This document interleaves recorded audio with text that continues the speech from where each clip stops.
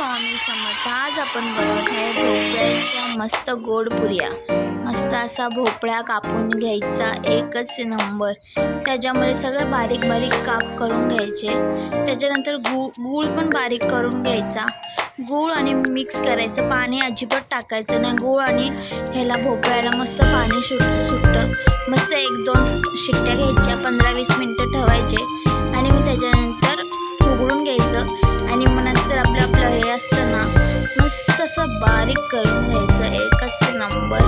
बारीक करून घेतल्यानंतर गव्हाचं पीठ घ्यायचं, त्याच्यामध्ये 2-3 चम्मच आपलं तांदळाचं पीठ टाकायचं। तांदळाचं पीठ जास्ती नाही टाकायचं, मग आपल्या पुऱ्या फुगत नाही।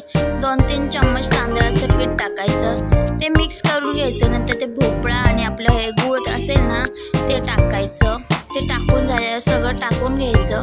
मग सगळं एकत्र मिक्स करून घ्यायचं, पाणी अजिबात घालायचं नाही।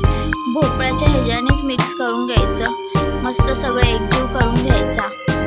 मस्त हळूहळू सगळं एकजीव करून घ्यायचं। थोडंसं मीठ पण ॲड करायचं, मी विसरली होती, तुम्ही पण टाका। नंतर थोड्या मिनटं, अर्धा तास नाही तर 15-20 मिनटं ठेवून द्यायचं। हे मुरून द्यायचं, चांगलं मुरून झाल्यानंतर थोडंसं पीठ लावायचं।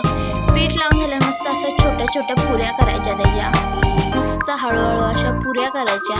माझं थोडंसं पातळ झालं तर तुम्ही थोडंसं घट्ट करायचं आणि मग थोडंसं तेलात फ्राय करून घ्यायचं। मस्त अशा पुऱ्या बघा फ्राय करून घ्यायच्या, एकच नंबर अशा होतात। तुम्ही ट्राय करून बघा, आम्ही खूप खायचो लहानपणी, सगळी आठवण आहे। मस्त बघा, असे एकच नंबर झालेले।